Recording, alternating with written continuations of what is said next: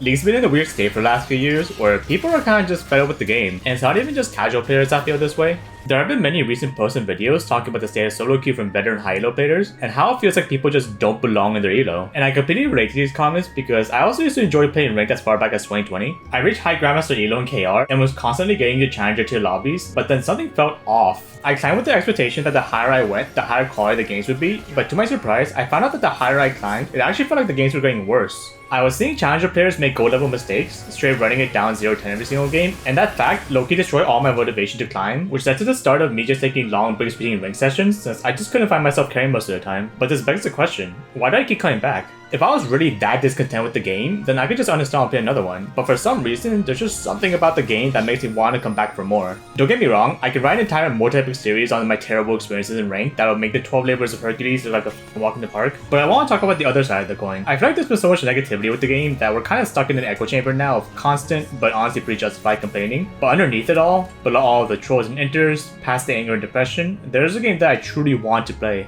So sit back, get some food, and enjoy me absolutely nerding about the aspects of the game that keep me interested, and forgetting about the question, why can't I quit playing League?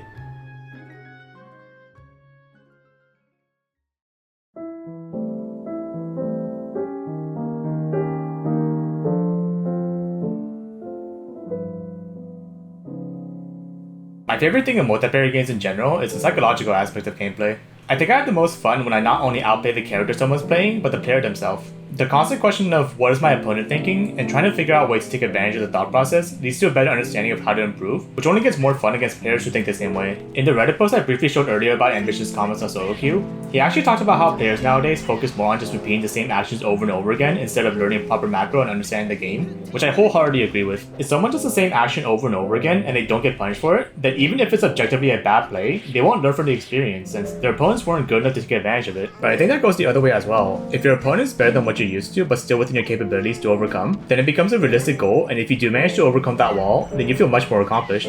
In League, I think the thing that gets me the most excited isn't the crazy teamfights or the wombo combos, but the small decisions involved with vision and fog of war, and how the information a player has changes their entire thought process of what to do next.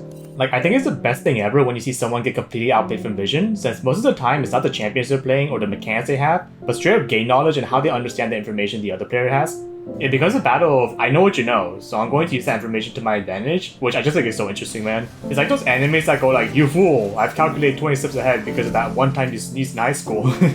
Like, for example, look at this game. So Sven's Braum is walking down and Eminence on Silas is recalling on a ward, but C9 pinged earlier that the bush was warded, so from their point of view, they know that the enemy Tristana has vision of that area. So what Sven does is to perfectly stay outside the ward range while Eminence baits with recall, and the moment Victor's Tristana engages, then he goes in. I don't care if someone says this is a very simple thing, because to me, it's small moments like this that I just absolutely adore. Here's another example. I know that the river bush is warded, so I pretend like I'm roaming upwards with the full knowledge that I'm being seen walking up. The enemy pings on the map that I'm around the dragon area, but I intentionally made this motion so that I could immediately portal back out of vision and walk to the lane.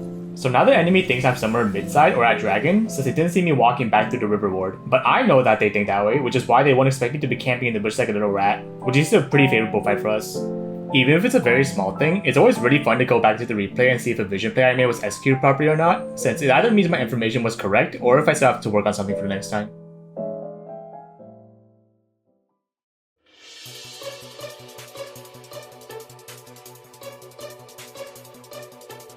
Once players get to a certain skill level in the game, there are moments when the gameplay looks almost like a dance, with both players actively looking to take a space that will give them an advantage over the other. One of my favorite clips in all of League is this 10-second clip of an ADC 1v1 between Deft and Viper in solo queue.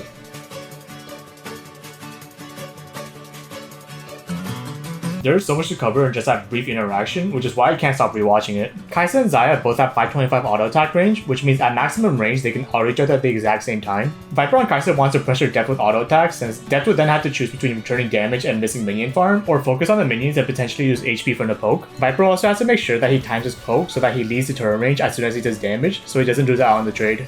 But Deft 100% knows this, so he wants to be just enough forward to be within Kai'Sa's auto attack range, while also not being too far back to be too safe under turret, because then Kai'Sa doesn't even have a reason to walk up. And Deft, perfectly knowing the range of this aggressive space, turns around with his own auto attack the moment Kai'Sa turns around over and over again, which leads to him getting a kill while taking no damage even though they had the same amount of range. This is honestly just an amazing clip to watch, like this is so cool. It all came down to how amazing Death's situational positioning was, where he looked vulnerable enough to get poked while also being in a position to do damage on a moment's notice. The hardest part about plays like this though is that it kind of borders on the line between limit testing and absolutely inting. I think it's why people in solo queue especially just take all the fights they can without even thinking about the potential risks or outcomes, since they remember one specific time when it worked out for them, which gives them the confirmation bias, and now they try to chase that high while forgetting about the times when it didn't work out so well. But for players that fully understand the limits of their champion and take fights that they know for a fact they can win, that's when things start to look so amazing. Coming through, Boris, good damage. Gooba wants to finish it, and he gets it! Absolutely outplayed!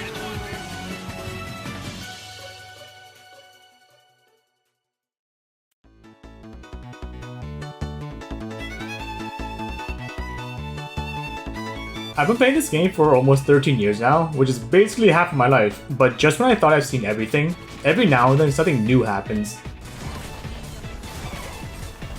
Honestly, yeah, I'm down.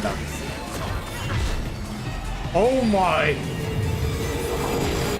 Dude, that was so satisfying. This feeling of discovery comes and goes because not all games are going to be insane, amazing experiences. Honestly, most of the time, the only thing new is the insults people come up with to flame you for doing everything perfectly. But there are moments when everything just seems to click. Have you guys ever played with someone completely random in solo queue and you just absolutely stomped the lane? Like you guys were just a two-man army that played off each other perfectly? Or did you have any times when you barely managed to defend your nexus from a backdoor and eventually came back from a bad situation into a win?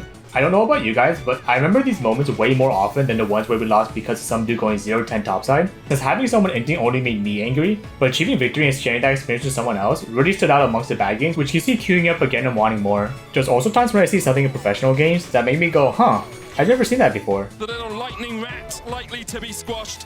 Trying to dodge between these two towers. Wow, that was fancy feat. Even if the meta itself isn't always evolving to something good, it's just interesting seeing how the state of the game develops over time and how that leads to players having to adapt to the new environment.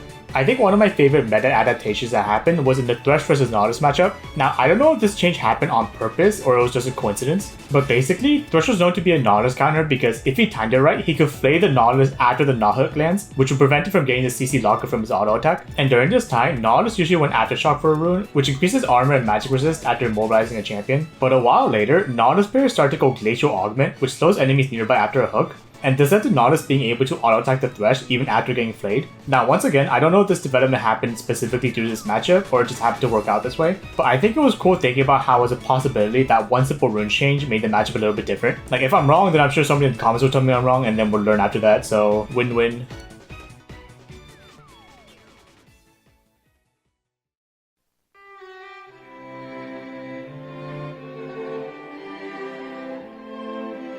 To end off, I wanted to talk about how even though I try my best to make the proper macro decisions, coordinate with my team, and just play the best of my ability, at the end of the day, League of Legends is still just a game that you're supposed to have fun in. Maybe you had a long day at work or school and want to cool down for a few hours, or you want to reach the next rank just to prove yourself. All that matters is that no matter what, you don't want it to affect you negatively outside the game. There were lots of times when I wanted to have a serious day of rank climbing, only for it to lead to a bunch of dumb clown fiestas mid because nobody knew what they were doing. But after a while, I found out that it was okay for things to not go my way, and that instead, I should just embrace the moment and run it down mid even harder.